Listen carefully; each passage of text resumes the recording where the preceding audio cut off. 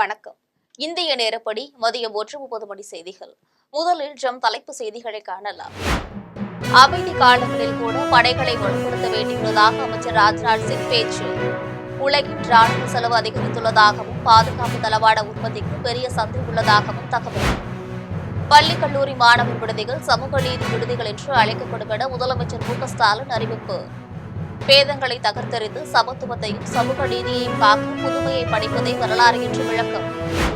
அரசு கலை அறிவியல் கல்லூரிகளில் இந்த ஆண்டு 20 விழுக்காடு கூடுதல் மாணவர் சேர்க்கை இடங்கள். தமிழ்நாட்டில் உயர்கல்வியில் சேரும் மாணவர் எண்ணிக்கை தொடர்ந்து உயர்த்து வருவதாக அமைச்சர் கோவிசெழியன் தகவல். ஒடுக்கப்பட்ட மக்களின் உரிமைக்காக தன்னுடைய வாழ்நாளை அர்ப்பணித்த இரட்டைமலை சீனிவாசன் பிறந்தநாள் விழா. பாஜக தலைவர் நயினார் நாகேந்திரன், நாம் தமிழர் கட்சி ஒருங்கிணைப்பாளர் சீமான் ஆகியோர் புகழஞ்சலி. அமெரிக்காவின் டெக்சாஸ் மாநிலத்தில் வெள்ள பேரழிவில் 81 பேர் உயிரிழப்பு. அடுத்த 2 நாட்களுக்கு கனமழை பெய்யும் என்பதால் மீட்பு பணிகளை தொடர்வதில் சிக்கல். இனி விரிவான செய்திகளை காணலாம்.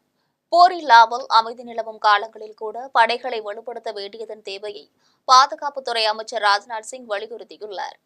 டெல்லியில் பாதுகாப்பு ஆராய்ச்சி மேம்பாட்டு அமைப்பின் கட்டுப்பாட்டாளர்கள் மாநாட்டில் அமைச்சர் ராஜ்நாத் சிங் கலந்து கொண்டு பேசினார். அப்போது பாதுகாப்பு ஆராய்ச்சி நிறுவன கட்டுப்பாட்டாளரின் பணிக்கணக்கிடை மட்டும் பராமரிப்பதில்லை என்றும் நமது பாதுகாப்பின் முதன்மையான பணி என்றும் தெரிவித்தார். அவர்கள் நேர்மையாக செயல்பட்டால் அதன் தாக்கம் எல்லையில் உள்ள நம் வீரர்களிடமும் இருக்கும் என்றும் குறிப்பிட்டார். முன்பு கணித்ததை போல் அல்லாமல் பாதுகாப்பு துறையில் இன்று மாபெரும் மாற்றங்கள் நிகழ்ந்து வருவதாக குறிப்பிட்டார். இன்றைய மாற்றங்கள் துல்லியமானதும் நிலையற்றதும் ஆகும் என்றும் குறிப்பிட்டார். போரில்லா அமைதி காலத்திலும் படைகளை வலுப்படுத்துவது பற்றி நாம் விவாதிக்க வேண்டியுள்ளதாக தெரிவித்தார். இதனை கருத்தில் கொண்டு நிதி மேலாண்மை செய்ய வேண்டும் என்றும் பாதுகாப்புத்துறை சார் பொருளாதாரத்தில் முன்னேறி செல்ல வேண்டும் என்றும் அமைச்சர் ராஜ்நாத் சிங் கேட்டுக் கொண்டார். உலகின் ராணுவ செலவு கடந்த ஆண்டில் 2,60,000 கோடி டாலர்களாக அதிகரித்துள்ளதாகவும் பாதுகாப்பு தளவாட உற்பத்திக்கு பெரிய சந்தை உள்ளதாகவும் அமைச்சர் ராஜ்நாத் சிங் தெரிவித்துள்ளார். தமிழ்நாடு முழுவதும் பள்ளி கல்லூரி மாணவர் விடுதிகள் இனி சமூக நீதி விடுதிகள் என்று அழைக்கப்படும் என முதலமைச்சர் மு.க.ஸ்டாலின் தெரிவித்துள்ளார். அவர் எக்ஸ் தளத்தில் வெளியிட்டுள்ள பதிவில் பேதங்களை தகர்த்தெறிந்து சமத்துவத்தையும் சமூக நீதியையும் காக்க புரட்சியால் புதுமையை படைப்பதே வரலாறு என்று குறிப்பிட்டுள்ளார். தமிழ்நாடு முழுவதும் பல்வேறு துறைகளின் கீழ் செயல்பட்டு வருகின்ற ஏழை மாணவர்களுக்கான பள்ளி கல்லூரி விடுதிகள் இனி சமூக நீதி விடுதிகள் என்று அழைக்கப்படும் என்று குறிப்பிட்டுள்ளார். அரசு கலை அறிவியல் கல்லூரிகளில் நடப்பு கல்வியாண்டில் 20 விழுக்காடு கூடுதல் மாணவர் சேர்க்கை இடங்கள் உள்ளதாக உயர்கல்வித்துறை அமைச்சர் கோவிசெழியன் தெரிவித்துள்ளார். அவர் வெளியிட்டுள்ள செய்திக்குறிப்பில் கடந்த 4 ஆண்டுகளில் உயர்கல்வி சேர்க்கை பெறும் மாணாக்கர்களின் எண்ணிக்கை தொடர்ந்து உயர்ந்து வருவதாகவும் இந்தியாவிலேயே மாணவர் சேர்க்கை விகிதத்தில் தொடர்ந்து தமிழ்நாடு முதன்மை மாநிலமாக உள்ளதாகவும் குறிப்பிட்டுள்ளார். அரசு கலை அறிவியல் கல்லூரிகளில் கூடுதலாக 20 விழுக்காடு மாணவர் சேர்க்கை இடங்களும், அரசு உதவி பெறும் கல்லூரிகளில் 15 விழுக்காடு கூடுதல் இடங்களும், தனிநிதி கல்லூரிகளுக்கு 10 விழுக்காடு இடங்களும் உயர்த்தப்பட்டுள்ளதாக தெரிவித்துள்ளார். இதை மாணவர்கள் பயன்படுத்திக் கொள்ள வேண்டும் என்றும் உயர்கல்வித்துறை அமைச்சர் கோவிசெழியன் தெரிவித்துள்ளார். ஒடுக்கப்பட்ட மக்களின் உரிமைக்காக தனது வாழ்நாளையே அர்ப்பணித்த இரட்டைமலை சீனிவாசனின் பிறந்த நாளையொட்டி அரசியல் கட்சி தலைவர்கள் அனைவரும் அவருக்கு புகழஞ்சலி செலுத்தியுள்ளனர். பாஜக மாநில தலைவர் நயினார் நாகேந்திரன் வெளியிட்டுள்ள செய்தியில், பட்டியல் சமூக மக்களின் கல்வி, வாழ்வாதாரம் மற்றும் நில உரிமைக்காக போராடியவர், பஞ்சமி நிலங்களை மீட்பதற்காக தொடர் செயற்பாடுகளை முன்னெடுத்தவர், தீண்டாமை ஒழிப்பு, சமத்துவ சமூக நிறுவல் ஆகிய உயரிய லட்சியங்களை வாழ்க்கை குறிக்கோளாக கொண்டவர் இரட்டைமலை சீனிவாசன் என குறிப்பிட்டுள்ளார். ஊடகவியலாளர், சிந்தனையாளர், அரசியல் முன்னோடி என பல்வேறு தளங்களில் திறமையை வெளிப்படுத்திய இரட்டைமலை சீனிவாசனின் பிறந்த நாளில் சமூக நீதிக்காக அவர் ஆற்றிய தியாகத்தையும் தொண்டையும் போற்றி வணங்குவோம் என குறிப்பிட்டுள்ளார். நாம் தமிழர் கட்சி தலைமை ஒருங்கிணைப்பாளர் சீமான் வெளியிட்டுள்ள செய்தியில், இரட்டைமலை சீனிவாசன் பிறந்த நாளை நாம் தமிழர் கட்சி சார்பில் ஆதி தமிழர் எழுச்சி நாளாக கொண்டாடுவோம் என தெரிவித்துள்ளார். சமத்துவ சமுதாயம் உருவாக்க வேண்டும் என்ற அவருடைய உயரிய கனவை நிறைவேற்ற தொடர்ந்து அயராது பாடுபடுவோம் என்றும் தெரிவித்துள்ளார். அமெரிக்காவின் டெக்சாஸ் மாநிலத்தில் பெருமழையாலும் வெள்ளத்தாலும் ஏற்பட்ட பேரழிவில் 81 பேர் உயிரிழந்தனர். மேலும் 41 பேரை காணவில்லை. அமெரிக்காவின் டெக்சாஸ் மாநிலத்தில் பெய்த பெருமழையாலும் அதனால் ஆறுகளில் ஏற்பட்ட திடீர் வெள்ளத்தாலும் பேரழிவு ஏற்பட்டுள்ளது. திடீரென பெருமழை பெய்ததால் கேர் மாவட்டத்தில் குடலூப் ஆற்றில் கரைபுரண்டு வெள்ளம் பாய்ந்தது. இதனால் ஆற்றங்கரையில் அமைந்துள்ள கிறிஸ்டியன் விடுதி முழுவதும் மூழ்கியது. இந்த மாவட்டத்தில் மட்டும் 28 குழந்தைகள் உட்பட 81 பேர் பரிதாபமாக உயிரிழந்தனர். இன்னும் 10 சிறுமிகளை காணவில்லை என்றும் தெரிவிக்கப்பட்டுள்ளது. டிராவஸ் மாவட்டத்தில் 5 பேர் உயிரிழந்ததாக தெரிவிக்கப்பட்டுள்ளது. மேலும் 2 நாட்களுக்கு கனமழை பெய்யும் என்றும் எதிர்பார்க்கப்படுவதால் மீட்பு பணிகளில் தாமதம் ஏற்படவும் உயிரிழப்பு அதிகரிக்கவும் கூடும் என்று டெக்சாஸ் ஆளுநர் கிரேக் அப்பாட் தெரிவித்துள்ளார். திருச்செந்தூர் முருகன் கோவில் குடமுழுக்கு விழாவில் லட்சக்கணக்கான பக்தர்கள் பங்கேற்று முருகனுக்கு அரோகரா கந்தனுக்கு அரோகரா என்று விண்ணெதிரை முழக்கமிட்டனர். திருச்செந்தூர் முருகன் கோவிலில் 2009ஆம் ஆண்டு குடமுழுக்கு விழா நடைபெற்றது. அதன் பிறகு குடமுழுக்கு விழா நடத்துவதற்கான ஏற்பாடுகள் தீவிரமாக நடந்து வந்தது. இதற்கிடையில் 2022ஆம் ஆண்டு 300 கோடி ரூபாய் மதிப்பீட்டில் கோவிலில் திருப்பணிகள் தொடங்கப்பட்டன. அந்த பணிகள் முடிந்ததை அடுத்து இன்று குடமுழுக்கு விழாவுக்கான ஏற்பாடுகள் நடைபெற்றன. ஜூலை 1ஆம் தேதி முதல் நாள்தோறும் காலையிலும் மாலையிலும் யாகசாலை பூஜைகள் நடைபெற்றன. இன்று அதிகாலை 4 மணி அளவில் யாகசாலை சிறப்பு பூஜை நடைபெற்றது. அதனைத் தொடர்ந்து தீபாராதனையும் பூர்ணாகுதியும் நடைபெற்றது. அதனைத் தொடர்ந்து பக்தர்களின் அரோகரா முழக்கம் முழங்க ராஜகோபுரத்தில் உள்ள 9 கலசங்களுக்கும் புனித நீர் ஊற்றப்பட்டு குடமுழுக்கு நடந்தது. அதைத் தொடர்ந்து கலசங்களுக்கு தீபாராதனை காண்பிக்கப்பட்டது. குடமுழுக்கு விழா நிறைவடைந்ததும் 20 ட்ரோன்கள் மூலமாக பக்தர்கள் மேல் புனித நீர் தெளிக்கப்பட்டது. 15 ஆண்டுகளுக்கு பிறகு நடந்த குடமுழுக்கு என்பதால் லட்சக்கணக்கான பக்தர்கள் கலந்து கொண்டு கண்டுகளித்தனர். திமுக ஆட்சியில் இருக்கக்கூடாது என அதிமுக பாஜக கூட்டணி நினைப்பது போல் விஜயும் நினைப்பதால் தங்களுடன் இணைந்து செயல்பட வேண்டும் என்று அவருக்கு அழைப்பு விடுத்துள்ளதாக பாஜக மாநில தலைவர் நயினார் நாகேந்திரன் தெரிவித்துள்ளார். இஸ்ரேல் ஈரான் போர் பதற்றம் காரணமாக ஈரானில் சிக்கி தவித்த தமிழ்நாட்டு மீனவர்கள் 15 பேர் விமானத்தில் சென்னைக்கு வந்தடைந்தனர். விமான நிலையத்தில் பாஜக மாநில தலைவர் நயினார் நாகேந்திரன் மீனவர்களை வரவேற்றார். அதன் பின்னர் செய்தியாளர்களிடம் பேசிய அவர், சிவகங்கை, திருநெல்வேலி மாவட்டங்களைச் சேர்ந்தவர்கள் ஈரானில் சிக்கி தவித்த நிலையில் வெளியுறவுத்துறை அமைச்சரிடம் பேசி அவர்களை மீட்க நடவடிக்கை எடுத்ததாக தெரிவித்தார். திமுகவை ஆட்சியிலிருந்து அகற்ற வேண்டும் என பாஜக அதிமுகவை போல் விஜயும் நினைப்பதால் அவரை கூட்டணியில் இணைத்துக் கொள்ளும்படிதான் அழைப்பு விடுத்ததாக தெரிவித்தார். இது எல்லாமே ஆளுங்கட்சியினுடைய ஒரு ஒரு பிரச்சாரம் தான். இன்னைக்கு ஆளுங்கட்சிக்கு பிஜேபியை பார்த்தாலே ஒரு பயம். நீ இவ்வளவு நாளும் பேசாம இருந்தாங்க 4 வருஷம். எப்போ அதிமுகவுடைய கூட்டணி, தேசிய ஜனநாயக கூட்டணி அதிமுக மீண்டும் இணைந்திருக்குன்னு சொன்ன உடனே அன்னையிலிருந்து பாத்தீங்கன்னா ஒரே பதட்டத்துல தான் திமுக சேர்ந்து எல்லாருமே இருக்கிறாங்க. அந்த பதட்டத்தினுடைய வெளிப்பாடு தான் பி டீம்னு முதல்ல சொல்லுவாங்க. இப்ப இவரு மதிப்புக்குரிய விஜய் அவர் இல்லைன்னு சொன்ன உடனே அதை விட்டுட்டாங்க. முன்னால கமலஹாசன் பி டீம் சொன்னாங்க.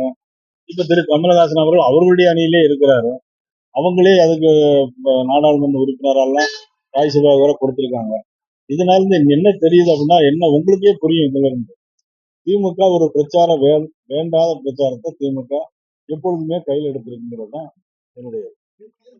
தமிழ்நாட்டில் வரும் சட்டமன்ற தேர்தலில் திமுக, காங்கிரஸ் கூட்டணி வேட்பாளர்கள் ஒவ்வொரு தொகுதியிலும் குறைந்தது 25,000 வாக்குகள் வித்தியாசத்தில் வெற்றி பெறுவர் என்று தமிழ்நாடு காங்கிரஸ் கமிட்டி தலைவர் செல்வ பெருந்தகை தெரிவித்துள்ளார். தென்காசியில் காங்கிரஸ் சார்பில் அரசியலமைப்பை காப்பாற்றுவோம், சமூக நீதியை நிலைநாட்டுவோம் என்ற தலைப்பில் கூட்டம் நடைபெற்றது. சட்டமன்ற உறுப்பினர் பழனி நாடார் தலைமையில் நடைபெற்ற கூட்டத்தில் தமிழ்நாடு காங்கிரஸ் கமிட்டி தலைவர் செல்வ பெருந்தகை கலந்து கொண்டார். அதன்பின் செய்தியாளர்களிடம் பேசிய அவர், வருகின்ற சட்டமன்ற தேர்தலில் திமுக, காங்கிரஸ் கூட்டணி 200 தொகுதிகளுக்கு மேல் கைப்பற்றும் என்று நம்பிக்கை தெரிவித்தார். அதிமுகவுடன் இயற்கைக்கு மாறான கூட்டணியை பாஜக ஏற்படுத்தியுள்ளதாகவும் இதை மக்களும் அதிமுக தொண்டர்களும் ஏற்றுக்கொள்ள மாட்டார்கள் என்றும் அவர் தெரிவித்தார். கூட்டணி குறைந்தபட்சம் 25,000 வாக்குகளுக்கு மேல் எல்லா தொகுதிகளிலும் வெற்றி பெறும், 200 தொகுதிக்கு மேல் வெற்றி பெறும் என்ற நம்பிக்கை மக்களிடமும் இந்த திட்டங்களை கொண்டு வந்து சேர்த்ததன் மூலம் எங்களுக்கு தெரிய வருகிறது. ஆகவே மக்கள் ஏற்றுக்கொள்ளாத கூட்டணி, பொருத்தமில்லாத கூட்டணி, இயற்கைக்கு எதிரான கூட்டணியை பாஜக அமைத்திருக்கிறது. அதிமுக தொண்டர்களும் தோழர்களும் பாஜகவை ஒருபோதும் ஏற்றுக்கொள்ளப் போவதில்லை. அந்த தலைவரையே கொச்சைப்படுத்தி பேசவர்கள் எம்ஜிஆரையும், அம்மையார் ஜெயலலிதாவையும், பெரியாரையும், அண்ணாவையும். ஆகவே மக்கள் தகுந்த பாடத்தை பாஜகவிற்கும் அதிமுக கூட்டணிக்கும் இந்த தேர்தலில் அளிப்பார்கள். அது எங்க அகில இந்திய தலைமை முடிவு பண்ணும். தமிழ்நாடு நாடார் சங்கத்தின் மாதாந்திர கூட்டம் மற்றும் பெருந்தலைவர் காமராஜரின் பிறந்தநாள் விழா குறித்து ஆலோசனைக் கூட்டம் சென்னை போரூரில் நடைபெற்றது. தமிழ்நாடு நாடார் சங்க தலைவர் முத்து ரமேஷ் நாடார் தலைமையில் நடைபெற்ற கூட்டத்தில் பெருந்தலைவர் காமராஜரின் பிறந்தநாள் விழாவை சென்னை தியாகராய நகரில் உள்ள அவரது இல்லத்தில் சிறப்பாக கொண்டாட வேண்டும் என்று தீர்மானிக்கப்பட்டது. தமிழ்நாடு முழுவதும் உள்ள சங்க நிர்வாகிகள் அவரவர் பகுதிகளில் நலத்திட்ட உதவிகள் செய்ய வேண்டும் என்றும், தமிழ்நாடு நாடார் சங்கத்தின் பல்வேறு அணிகள் இணைந்து சென்னை தியாகராய நகர் இல்லத்தில் நலத்திட்ட உதவிகள் வழங்க வேண்டும் என்றும் தீர்மானிக்கப்பட்டுள்ளது. காவலர்களால் கொல்லப்பட்ட திருப்புவனம் அஜித் குமாருக்கு இந்த கூட்டத்தில் வீரவணக்கம் செலுத்தப்பட்டது. அவரது குடும்பத்திற்கு உரிய நிதியுதவி மற்றும் நீதி வழங்கிட அரசுக்கு கோரிக்கை வைக்கப்பட்டுள்ளது. முத்துரமேஷ் நாடார் தலைவர், தமிழ்நாடு நாடார் சங்கம். திருப்புவனம் மடப்புறத்தில் திருப்புவனம் காவல்துறையினரால் அடித்து படுகொலை செய்யப்பட்ட அஜித்குமார் அவர்களுக்கு தமிழ்நாடு நாடார் சங்கம் சார்பாக வீரவணக்கம் செலுத்தியிருக்கின்றோம். தமிழ்நாடு நாடார் சங்கத்தின் கோரிக்கை தமிழக அரசுக்கு என்னவென்றால், உடனடியாக அவரது கொலையில் சம்பந்தப்பட்ட எஸ்பி, ஐஏஎஸ் அதிகாரி மற்றும் பேராசிரியர் நிகிதா உள்ளிட்ட அனைவர் மீதும் எஃப்ஐஆர் பதிவு செய்து கொலை முயற்சி வழக்கிலே அவர்களை பதிவு செய்யணும். மேலும் உண்மை குற்றவாளிகள் தப்பிவிடக்கூடாது என்பதில் அரசு உறுதுணையாக இருக்க வேண்டும். அவருடைய இந்த கொடூர மரணத்திற்கு 1 கோடி ரூபாய் நிவாரண நிதி அவரது குடும்பத்தினருக்கு வழங்க வேண்டும் என கேட்டுக்கொள்கின்றோம். கோவை மாவட்டம் வால்பாறையில் திமுக உறுப்பினர் சேர்க்கை குறித்த பயிற்சியும் ஆலோசனைக் கூட்டமும் நடைபெற்றன. வால்பாறையில் இல்லந்தோறும் சென்று நேரடியாக மக்களை சந்தித்து திமுகவில் உறுப்பினராக சேர்ப்பதற்கான ஆலோசனைக் கூட்டம் திமுக நகர செயலாளர் சுதாகர் தலைமையில் நடைபெற்றது. வழக்கறிஞர் பிரிவு இணை செயலாளர் அருள்மொழி, தகவல் தொழில்நுட்ப அணி அமைப்பாளர் ரமேஷ் பாலன் ஆகியோர் முன்னிலையில் நடைபெற்ற கூட்டத்தில் மக்களிடையே தமிழக அரசின் சாதனைகளை எடுத்துரைக்க வேண்டும் என்று அறிவுறுத்தப்பட்டது.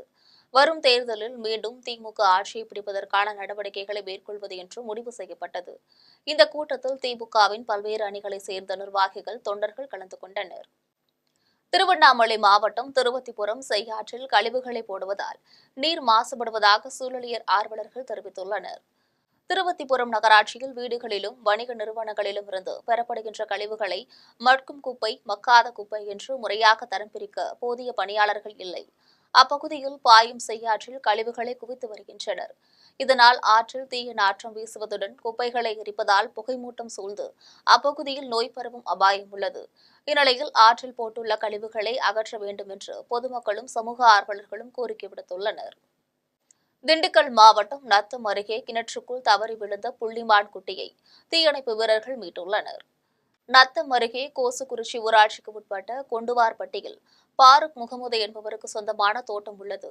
இந்த தோட்டம் வனப்பகுதிக்கு அருகில் உள்ளதால் இங்கு காட்டு விலங்குகள் நடமாட்டம் உள்ளது. இந்நிலையில் காட்டிலிருந்து குடிநீரை தேடி வந்த 6 மாதமே ஆன புள்ளிமான் குட்டி கிணற்றில் தவறி விழுந்துவிட்டது. இதை பார்த்த தோட்டத்து காவல்காரர் இதுகுறித்து வனத்துறைக்கு தகவல் தெரிவித்தார். இதையடுத்து அங்கு வந்த வனத்துறையினரும் தீயணைப்பு துறையினரும் இணைந்து 1 மணி நேரத்திற்கு மேல் போராடி புள்ளிமான் குட்டியை மீட்டனர். மீட்கப்பட்ட புள்ளிமானை வனத்துறையினர் வனப்பகுதிக்கு கொண்டு சென்று விடுவித்தனர். உலகின் முதல் சக்தியாகிரக தியாகி சாமி நாகப்பன் படையாட்சிக்கு தென்னாப்பிரிக்காவில் உள்ளதை போன்று தமிழ்நாட்டிலும் நினைவு மண்டபம் கட்ட வேண்டும் என்று கோரிக்கை எழுந்துள்ளது. மயிலாடுதுறையை சேர்ந்த சாமி நாகப்பன் படையாட்சி தென்னாப்பிரிக்காவில் மகாத்மா காந்தியின் சத்தியாகிரக போராட்டத்தில் பங்கெடுத்து சிறை சென்று உயிர் தியாகம் செய்தவர். அவரின் 116ஆம் ஆண்டு நினைவு நாள் மயிலாடுதுறையில் கடைபிடிக்கப்பட்டது. 500 பேர் பேரணியாக சென்று கூரை நாட்டில் உள்ள அவரது உருவ சிலைக்கு மாலை அணிவித்தனர். அதன் பின்னர் நடைபெற்ற பொதுக்கூட்டத்தில் நாடாளுமன்ற உறுப்பினர் சுதா, சட்டமன்ற உறுப்பினர் ராஜகுமார், மாவீரன் வன்னியர் சங்க நிறுவனர் மணிகண்டன் ஆகியோர் கலந்து கொண்டனர். அப்போது சாமி நாகப்பன் படையாட்சிக்கு தமிழ்நாட்டில் நினைவு மண்டபம் கட்ட வேண்டும் என்றும், மயிலாடுதுறை புதிய பேருந்து நிலையத்திற்கு அவர் பெயரை சூட்ட வேண்டும் என்றும் கோரி தீர்மானங்கள் நிறைவேற்றப்பட்டன. இதேபோல் பாட்டாளி மக்கள் கட்சி மாவட்ட செயலாளர் சக்திவேல் தலைமையில் சாமி நாகப்பன் படையாட்சி உருவ சிலைக்கு மாலை அணிவித்து மலர் தூவி மரியாதை செலுத்தினர். கன்னியாகுமரி மாவட்டம் சாமித்தோப்பு பேருந்து நிலையத்தில் தொழிலாளியை கத்தியால் குத்திக் கொன்றவரை காவல்துறையினர் கைது செய்துள்ளனர். கன்னியாகுமரி மாவட்டம் சாமித்தோப்பு பேருந்து நிலையத்தில் கத்தி குத்துக்காயங்களுடன் 50 வயது மதிக்கத்தக்க ஆணின் சடலம் கிடந்தது. இதுகுறித்து தகவல் அறிந்த கன்னியாகுமரி காவல் துணை கண்காணிப்பாளர் மகேஷ்குமாரும் காவலர்களும் விரைந்து சென்று அங்கு ஆய்வு செய்தனர்.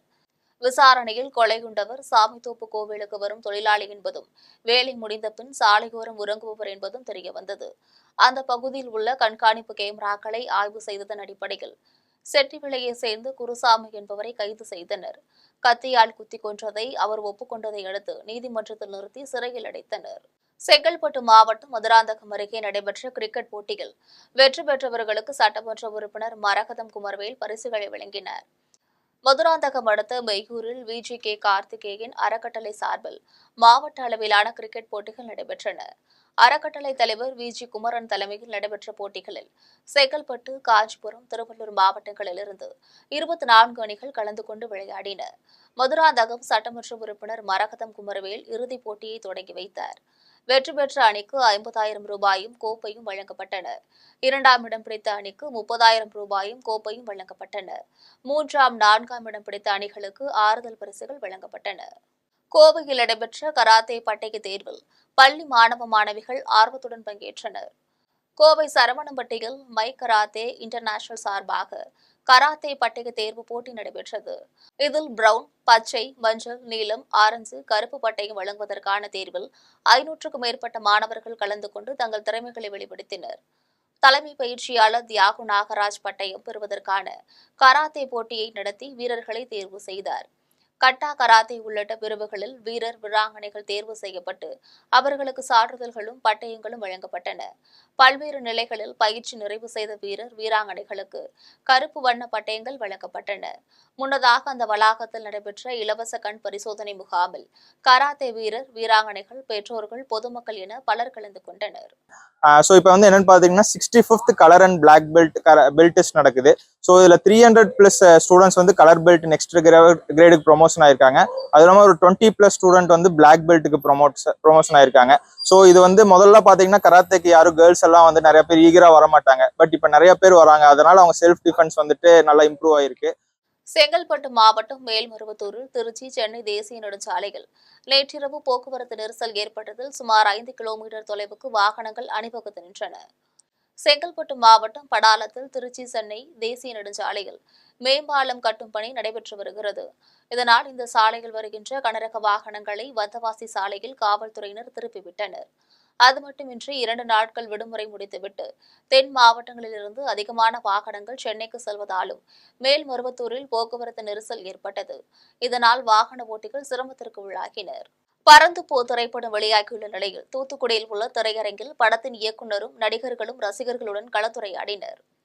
மிர்ச்சி சிவா, அஞ்சலி ஆகியோர் நடித்த பறந்துபோ திரைப்படம் ஜூலை 4 அன்று வெளியாகி திரையரங்குகளில் வெற்றிகரமாக ஓடிக்கொண்டிருக்கிறது. அந்த படத்தில் நடித்த மிர்ச்சி சிவா, இயக்குநர் ராம், மிதுல் ராயன் ஆகியோர் தூத்துக்குடியில் உள்ள திரையரங்கிற்கு வந்தனர். அங்கு படம் பார்த்துக் கொண்டிருந்த ரசிகர்களிடம் கலந்துரையாடினர். அதன் பின்னர் செய்தியாளர்களிடம் பேசிய இயக்குநர் ராம், பறந்துபோ படத்தின் வெற்றியை தொடர்ந்து 7 கடல் 7 மலை படம் விரைவில் வெளியாகும் என்று தெரிவித்தார். படத்தில் மகனுக்காக தந்தையான நடிகர் சிவா சிகரெட் பழக்கத்தினை கைவிட்டதை போல் தன் மகன் சொல்லிதான் சிகரெட் புகைப்படத்தை நிறுத்தியதாக தெரிவித்தார். தூத்துக்குடி தியேட்டர்ல இதான் என்னோட படத்தை முதல் தடவை பார்க்குறேன். அண்ட் இது 3வது நாள் படம் ரிலீஸ் ஆகி கிட்டத்தட்ட நாங்கள் கோயம்புத்தூர்லேருந்து கிளம்பி கோயம்புத்தூர், ஈரோடு, சேலம், மதுரை, திருநெல்வேலி, தூத்துக்குடிக்கு வந்து சேர்ந்துருக்கோம். ரொம்ப எக்ஸைட்டிங்காக இருக்கு. ஏன்னா போகிற எல்லா இடத்துலையும் மக்கள் சிரிக்கிறாங்க. அண்ட் படம் முடிஞ்சதுக்கப்புறம் அவங்க கேட்கக்கூடிய கேள்வி எப்படி இருக்குன்னா, மெட்ராஸ் ரசிகர்களுக்கும் தூத்துக்குடி ரசிகர்களுக்கும் எந்த வித்தியாசம் இல்லை. இந்த ஊரில் முன்னாடி சொல்லுவாங்க A centre, B centre, C centre.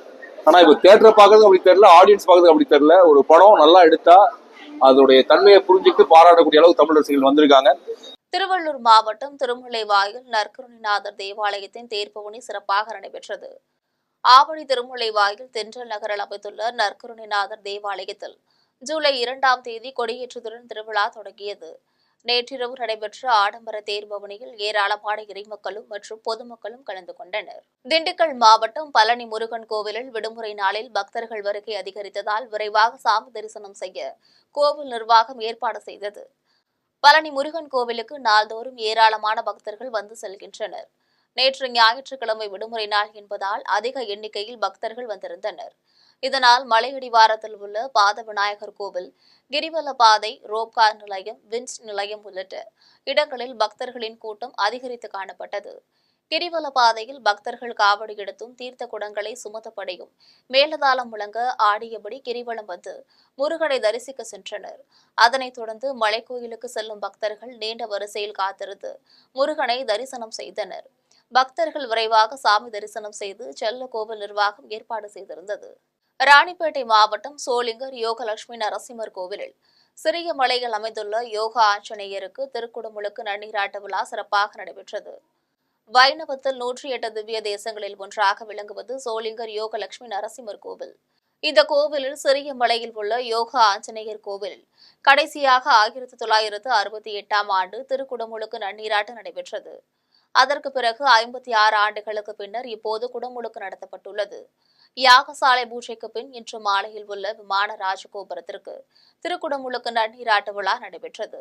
இதில் கலந்து கொண்ட பக்தர்கள் மீது புனித நீர் ஊற்றிய போது ஆஞ்சநேயா ஆஞ்சநேயா என பக்தி முழக்கங்களை வெளிப்படுத்தி சுவாமியை வழிபட்டு சென்றனர்.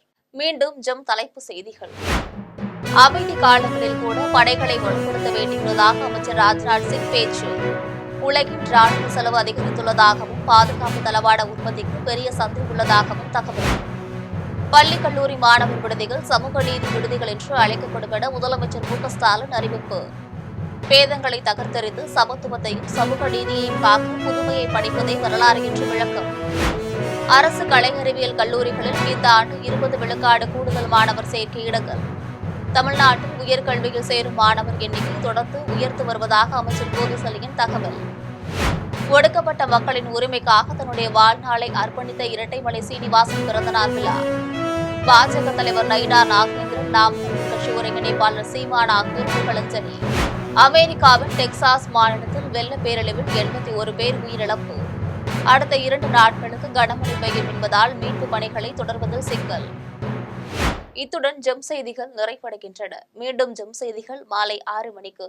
உடனுக்குடன் செய்திகளை காண ஜெம் லைவ்.tv என்ற இணையதளத்தில் இணைந்திருங்கள். நன்றி, வணக்கம்.